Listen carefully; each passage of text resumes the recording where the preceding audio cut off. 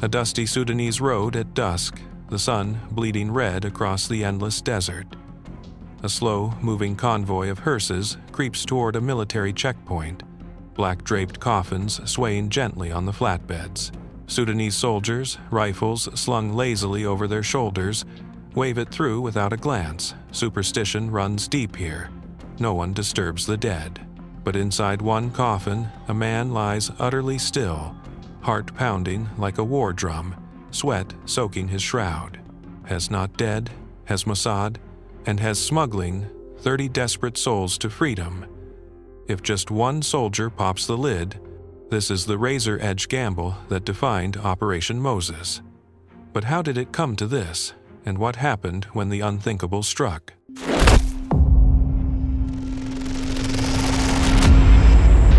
In the sweltering chaos of 1980s Sudan, amid famine, civil war, and iron-fisted dictatorship, an ancient people faced annihilation. The Beta Israel Ethiopian Jews, descendants of the lost tribe of Dan, had endured centuries of persecution, clinging to their faith in mud huts while the world forgot them. By 1084, over 40,000 starved in Ethiopia's shadows, and Sudan became their desperate transit point. Israel, bound by sacred duty, launched Operation Moses, a covert airlift to save 8,000 souls. But borders bristled with checkpoints, patrols hunted illegal migrants, and exposure meant death for all. Mossad, Israel's master spies, turned the funeral procession into the perfect Trojan horse coffins that no soldier dared open. This wasn't just smuggling. It was psychological warfare against superstition, a symphony of deception that whisked thousands from hell to the promised land. Yet one courier's 4-checkpoint odyssey in a coffin reveals the human terror beneath the genius.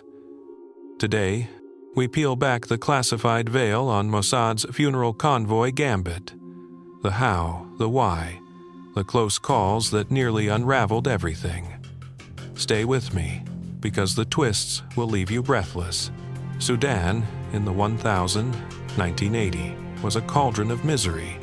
President Jafar Nimeris' regime, propped by U.S. aid, crushed dissent while Islamic fervor simmered. Ethiopia's Mengistu dictatorship waged genocidal war on its own. The 1983 famine killing 1 million, mostly Christians and animists, but Jews suffered silently. The Beta Israel, or Falashas as outsiders called them, numbered 30,000 inches Ethiopia, practicing Judaism since Solomon's era, or so legend held. Barred from synagogues by Ethiopian Orthodox clergy, they lived as second-class pariahs, their Torah scrolls hidden in thatched roofs. Word of Israel's existence trickled in via smuggled radios, Zion a beacon across the Red Sea. But leaving meant death. Ethiopian secret police executed escapees. Sudanese militias trafficked refugees into slavery. By 1084, 10,000 Beta Israel had trickled into eastern Sudan refugee camps like Rakuba, a hellscape of dysentery, rape, and UN indifference.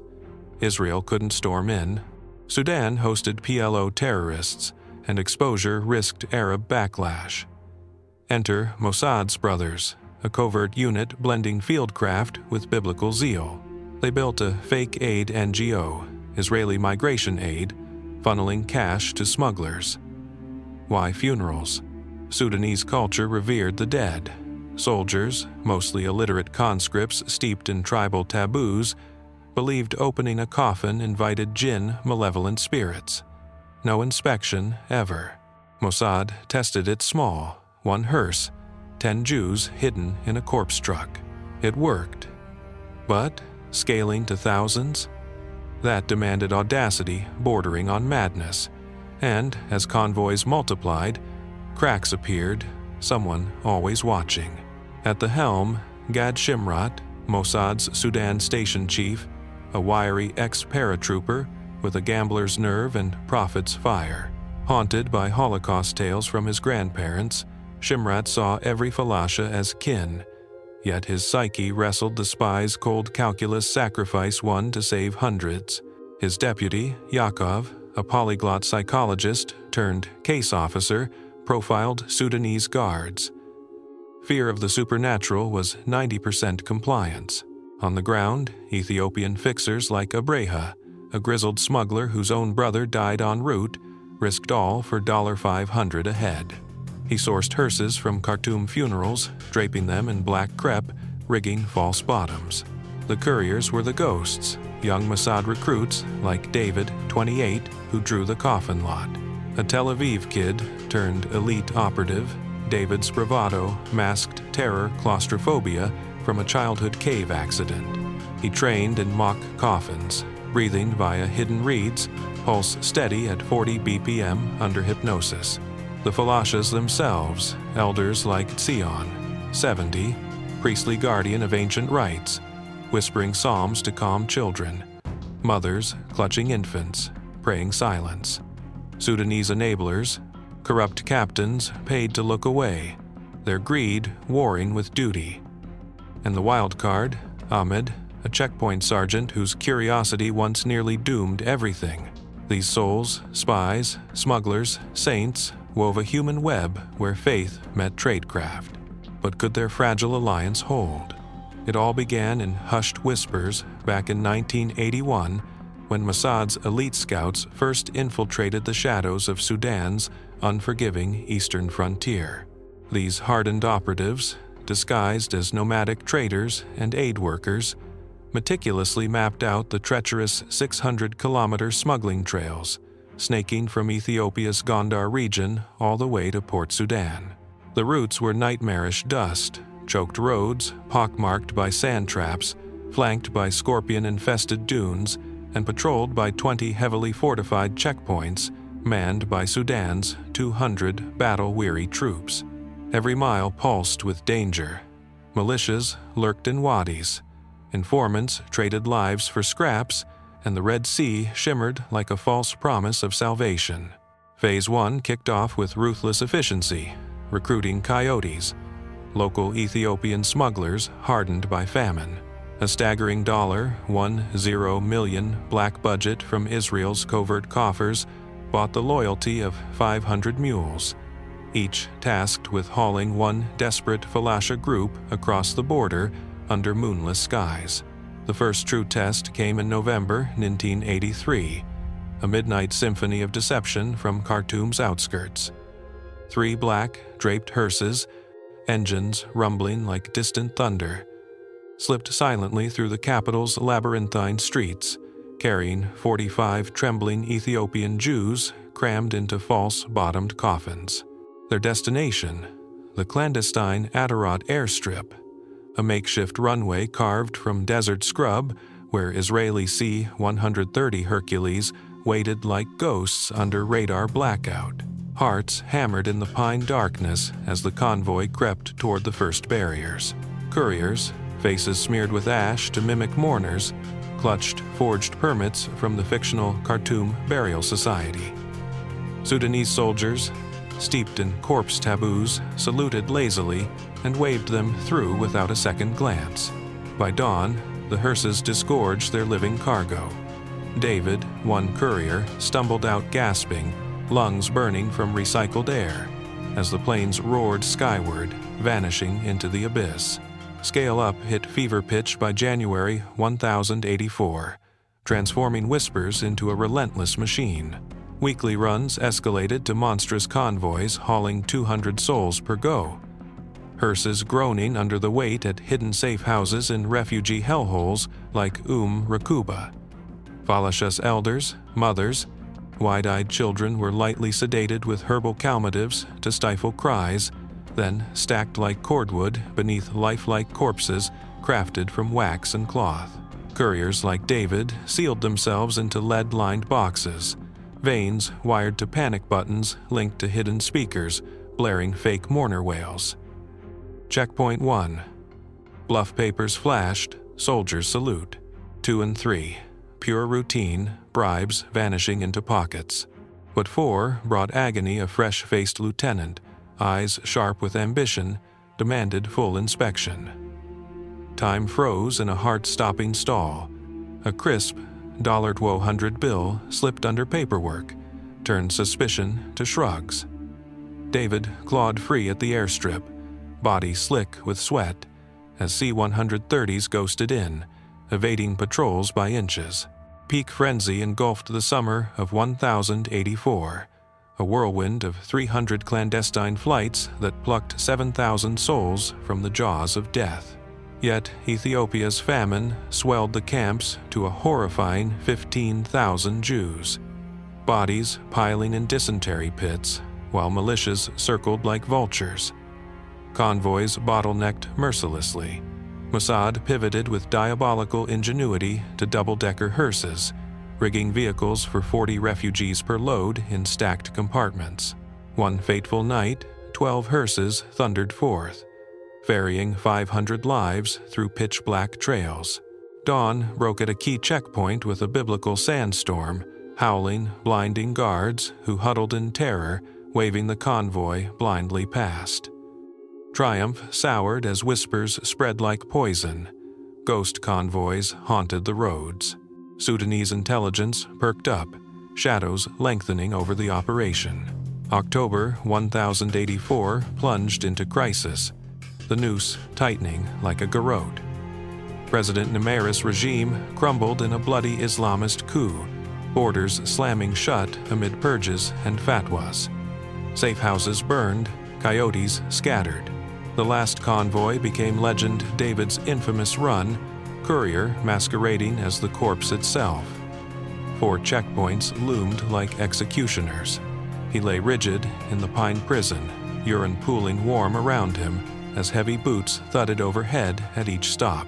Breath shallow, mind screaming psalms, he endured the guards' casual knocks and curses.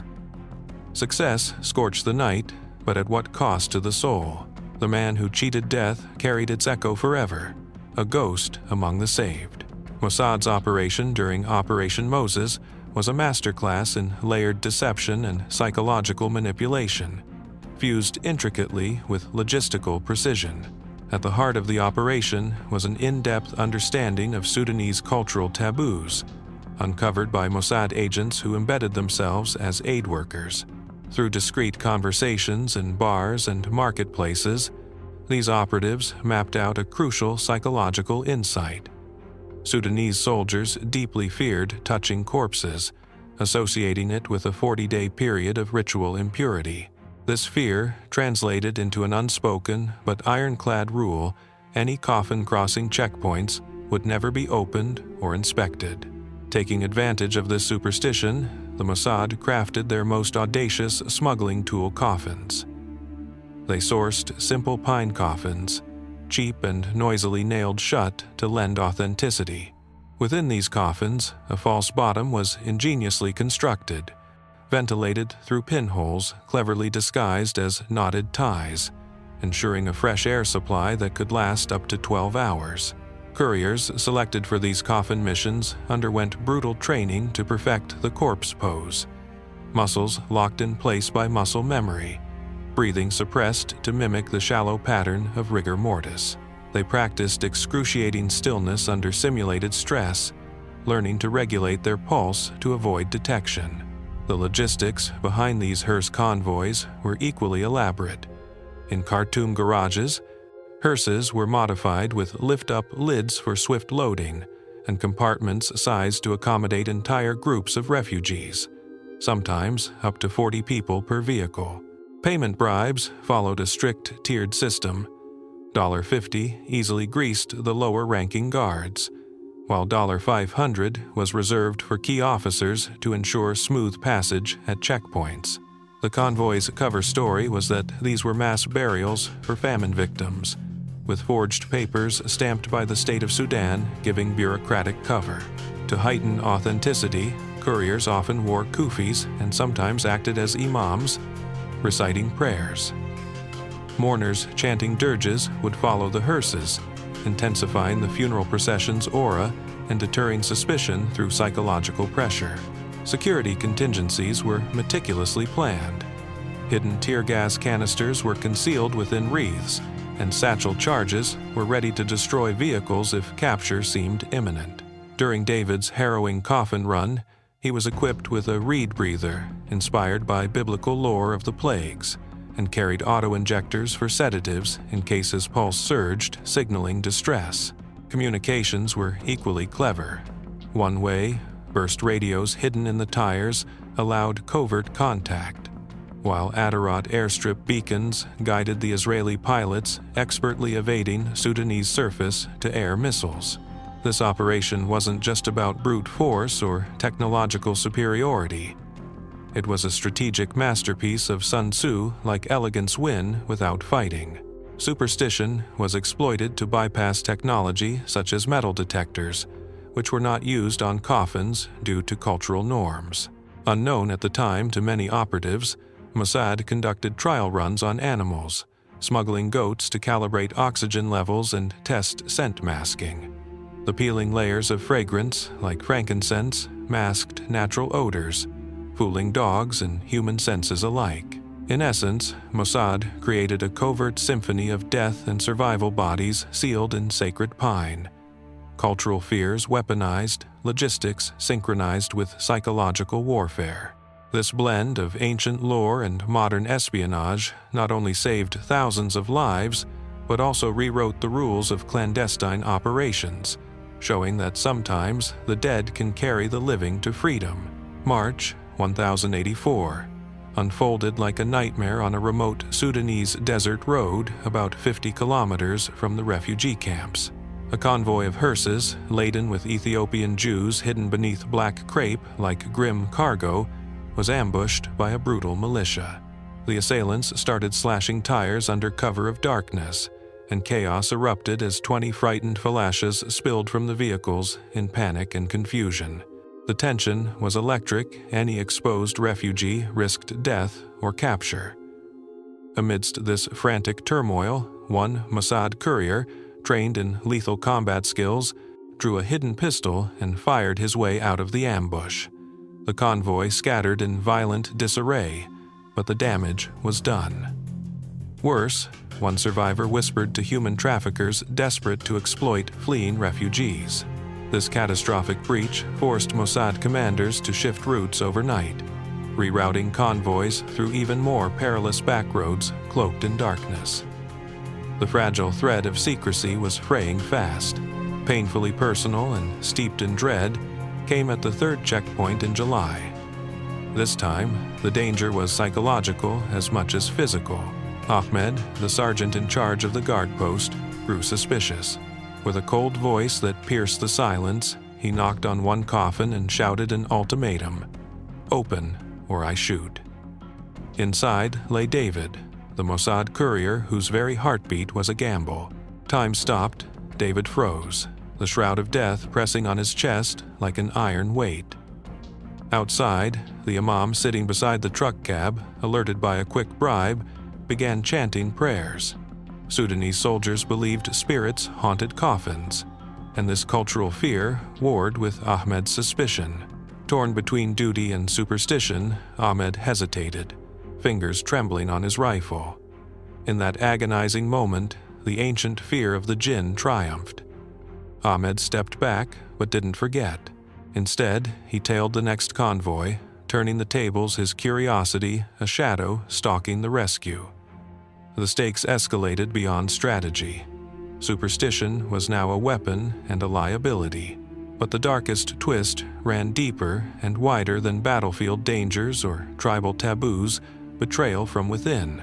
Unbeknownst to most, an Ethiopian guide trusted by Mossad was feeding intelligence to the Sudanese Mukhabarat, the brutal secret police. This treachery led to a devastating raid on a Mossad safe house, where 50 Jewish refugees and operatives were rounded up in a single strike. The sting was surgical and brutally effective. In response, Mossad retaliated with a ruthless precision that few knew about, poisoning the betrayer's well in the Sudanese outback, a silent and lethal message. That guide simply vanished, swallowed by the desert. Few realized another secret thread weaving through this storm was the UN refugee chief, who covertly acted as a Mossad asset, periodically manipulating refugee reports to protect the mission. In a world where friend and foe blurred, survival demanded a cloak of shadows thicker than the desert night.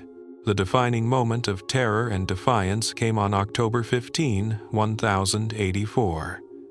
David's Coffin Run. This was no mere smuggling trip, it was the gamble that could unravel the entire operation. 4 heavily guarded checkpoints loomed like death traps along the road. Intelligence warned of doubled patrols. The hearses rolled out under a moonless sky, packed close with 35 lives sealed inside their wooden prisons. At the first checkpoint, it was a tense breeze, barely a nod from lethargic soldiers. At the second, crisp bribes exchanged hands behind awnings. But then, at checkpoint 3, fate caught up. Ahmed stood watch again, eyes narrowing, a shadow of doubt clouding his face. He pounded the coffin's lid defiantly. Inside, David gritted his teeth, biting his tongue until blood blossomed still. He remained motionless, an actor in death's play. Cursing the unknown spirits he feared lurked beneath, Ahmed backed away, allowing passage. But mere kilometers later, a roadblock erupted in chaos. A truck wreck blocked the path, and soldiers swarmed around the convoy. David's cohort froze. Every second stretched into eternity. Signal given, the lead hearse unleashed raw force, ramming through barriers, shattering its coffin's false peace. David emerged, gasping but living, the convoy intact. It was the last flight out before borders slammed shut. The desperate escape was won, but barely. This series of twists and close calls reveals the razor-thin margin between rescue and disaster. Each moment hinged on cultural insight, raw courage, and psychological warfare, as much as on weapons or bribes. The gamble of death in a coffin was not just a tactic, but a profound dance with mortality and belief. These small, intense moments shaped a massive, secret humanitarian triumph that few outside its shadows would ever fully grasp. The funeral convoys were more than transports. They were sacred gambits, bold defiance carved out from the unforgiving Sudanese desert. Operation Moses concluded abruptly on November 5, 1084, after a tense 7-week airlift that saved approximately 8,000 Ethiopian Jews from Sudanese refugee camps. The mission, costing around $100 million in covert funding, achieved zero Mossad operative losses despite the high risks involved. These falashas, once marginalized outcasts, were rechristened Beta Israel upon arrival and granted instant Israeli citizenship, marking a historic integration into the Jewish state. The operation's success came at a profound human cost, with thousands still stranded in peril. Gad Shimrat, the steely Mossad station chief who orchestrated the funeral convoys, received covert decorations for his leadership, but retired, haunted by the faces of the 2,000 Beta Israel left behind. Many of those abandoned souls perished in the camps from disease, starvation, or violence amid Sudan's chaos. Shimrat's psyche bore the weight of impossible choices, sacrificing some to save the many, echoing the moral burdens of espionage legends. His quiet heroism faded into shadows, known only to a few. Sudan reeled from leaks in a New York Times exposé that enraged Khartoum's regime, sparking diplomatic fury across Arab nations. Israel flatly denied involvement while quietly paying reparations to hush the scandal and preserve fragile ties. The exposure forced an early end to flights, stranding more refugees and highlighting the razor-thin secrecy of covert ops. Ahmed, the suspicious checkpoint sergeant, rose briefly through promotions before a violent coup purged him amid political purges. Couriers like David carried lifelong PTSD scars, including crippling claustrophobia from coffin ordeals, yet their pride burned eternal in the lives they saved. The Beta Israel thrived in Israel. Descendants of elders like Zion now serve proudly in the IDF, embodying resilience. This aftermath wove tragedy and triumph, proving faith and ingenuity could conquer tyranny. Operation Moses reshaped lives, leaving a legacy of quiet miracles amid desert graves. Operation Moses transcended a mere rescue mission. It revolutionized human smuggling into a sophisticated form of statecraft, blending espionage with humanitarian imperatives.